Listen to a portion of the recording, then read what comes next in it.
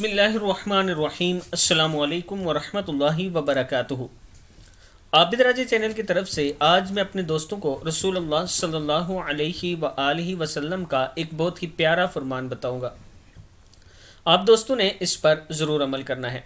ज़बान और होंठों वाली आयत कौन सी है? रसूलुल्लाह सल्लल्लाहु अलैहि व आलिहि वसल्लम ने फरमाया, हज़रत अबी काब रज़ी अल्लाह ताला अन्हो से दरियाफ़्त फरमाया, कुरान मजीद की सबसे ज़्यादा अज़मत वाली आयत कौन सी है? इन्होंने कहा, आयतुल कुर्सी। नबी अकरम सल्लल्लाहु अलैहि व आलिहि वसल्लम ने अपना मुबारक हाथ इनके सीने पर रख कर फरमाया, वल्लाह तुझे ये इल्म मुबारक हो। सही मुस्लिम की हदीस है।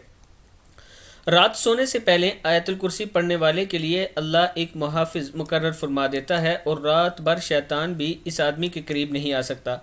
हर नमाज के बाद आयतुल कुर्सी पढ़ लेने वाला और जन्नत के दरमियान सिर्फ मौत का फासला है।